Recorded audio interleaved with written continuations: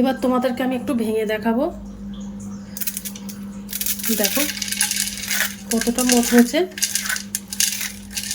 খাওয়ার সময় বিট লবণ ছড়িয়ে খেলে কিন্তু আরও ভালো লাগবে, আর তোমরা অনেকদিন বয়মে সংরক্ষণ করে রেখে দিতে পারবে।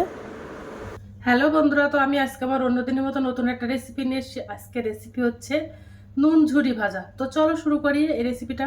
তো এই নুন ঝুরিটা বানাতে গেলে আমার বেসন লাগবে। তো দেখো আমি এই বাটির 1 বাটি বেসন নিয়ে নিয়েছি। এর মধ্যে 250 গ্রাম বেসন আছে। তো বেসনটা আমি প্রথমে চেলে নেব। দেখো একটা চালনি নিয়ে নিয়েছি, চালনিতে আমি চেলে নেব বেসনটা।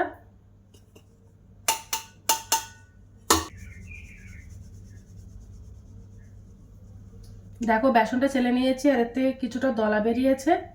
এই দলাগুলো আমি ফেলে দেব। এবার আমি এই বেসনের মধ্যে কিছুটা মশলা মেশাবো, তাহলে এই নুনঝুরিটা খেতে কিন্তু খুব সুন্দর লাগে। তার জন্য ওর মধ্যে আমি 1 চামচ মতো জোয়ান মেশাবো, 1 চামচ লবণ। এর মধ্যে একটু লবণের পরিমাণটা একটু বেশি দিতে হবে, কেননা এর মধ্যে একটু নোনতা নোনতা ভাব থাকলে এই নুন ঝুরিগুলো খেতে কিন্তু অসাধারণ লাগে। তার জন্য 1/2 চামচ হলুদ গুঁড়ো। এই হলুদ গুঁড়োটা দিয়েছি জাস্ট কালারের জন্য। আর 1 চামচ লাল লঙ্কার গুঁড়ো। এটা দিলে একটু ঝাল ঝাল লাগে, খেতে ভালো লাগে, তার জন্য দিয়ে দিলাম। ওর মধ্যে একটু হিং দিয়ে দেব। এই হিংটা দিলে অনেকদিন তোমরা সংরক্ষণ করে রেখে দিতে পারবে, তার জন্য আমি দিয়ে দিলাম হিং। 1 চামচের 4 ভাগের 1 ভাগ। এবার আমি এগুলো সব মিশিয়ে নেব, শুকনো উপকরণগুলো। আর এই জোয়ানটা দিলে এই নুন ঝুরিটা খেতেও ভালো লাগে, আর কোনো বদহজম হয় না, তার জন্য আমি জোয়ানটা দিয়ে দিয়েছি। দেখো আগের থেকে আমি আদা রসুন পেস্ট বানিয়ে নিয়েছিলাম। এবার এই আদা রসুনটা আমি একটু জল দিয়ে সেঁকে নেব। সেঁকে এর থেকে আমি জলটা নিয়ে নেব, সামান্য একটু জল দিয়ে দেব। আর এই আদা রসুন বাটাটা দিলে কিন্তু খেতে খুব ভালো লাগে নুন ঝুরি ভাজাটা, তার জন্য দিয়ে দিলাম। আর একটা বাটিতে আমি সেঁকে নেব।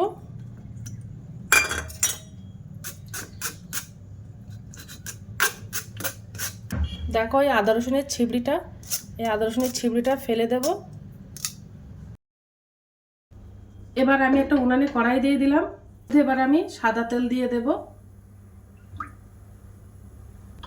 তেলটা ভালো করে আমি গরম করে নেব। যেটা আমি মেশিন ছাড়াই বানাবো। তেলটা দেখো গরম হয়ে গেছে, ভালো করে গরম করে নিয়েছি। যে তেলটা আমি গরম করে নিয়েছি ওর মধ্যে থেকে আমি 1 চামচ গরম তেল দিয়ে দেব।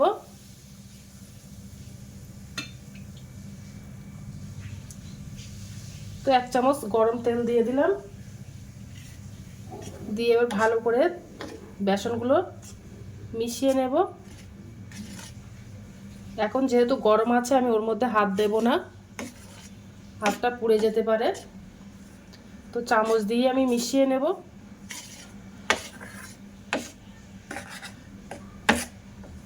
এবার আমি ভালো করে হাত দিয়ে মিশিয়ে নেব। মিশিয়ে একটু হালকা ময়ের মতো দিয়ে নেব।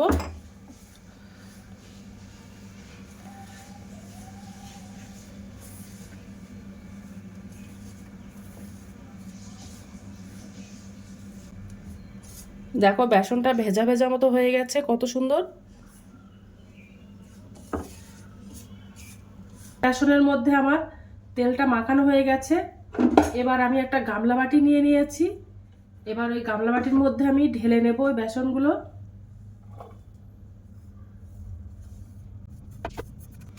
এবার আমি বেসনটা গুলে একটা ব্যাটার বানিয়ে নেব। যে আদা রসুন বেটে আমি জলটা বার করে নিয়েছিলাম, এবার আমি ওই জলটা দিয়ে দেব।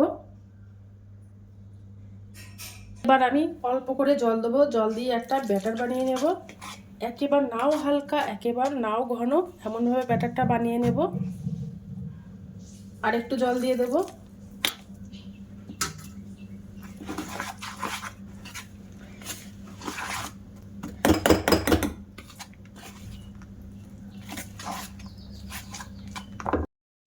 তো দেখো ব্যাটারটা বানানো হয়ে গেছে, একটু ঘন করে নিয়েছি। দেখো কত সুন্দর করে নিয়েছি। দেখো ব্যাটারটা বানানো হয়ে গেছে। এবার আমি একটা পাইপিং ব্যাগ নিয়ে নিয়েছি। এই ব্যাগের মধ্যে ভরেই আমি ঝুরি ভাজাটা ভাজা করে নেব। আর একটা সহজভাবে করা যায়, লবণের পেপার বা তেলের পেপার দিয়ে একটু কোনাটা ছিদ্র করে দিলেই কিন্তু এই পাইপিং ব্যাগটা তৈরি হয়ে যায়। তোমরা এভাবেও বানাতে পারো।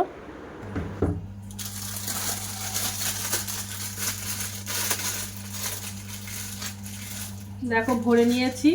আমি ছোট্ট একটু কেটে নেব মুখটা।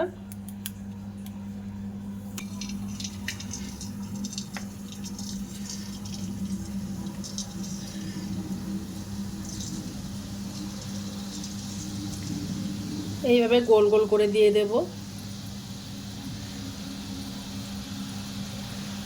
দেখো কত সুন্দর হচ্ছে।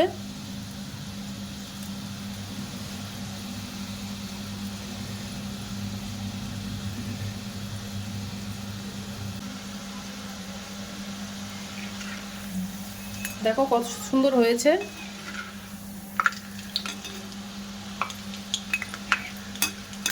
তো দেখো ভাজা হয়ে গেছে, কত সুন্দর হয়েছে দেখতে। দেখো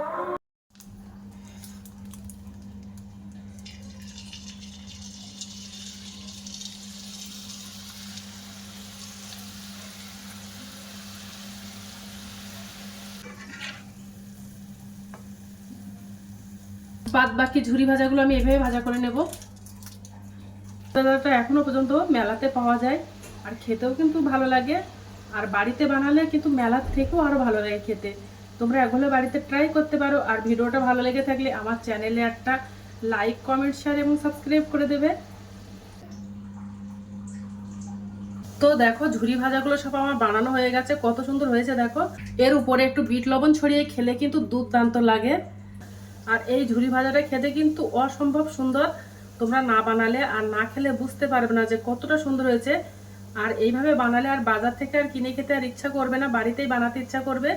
আজকের দিনের মতো ভিডিওটা এখানে শেষ করছি। আগামী দিন আবার একটা নতুন ভিডিও নিয়ে চলে আসবো। তো টাটা, বাই বাই, সবাই ভালো থাকবে।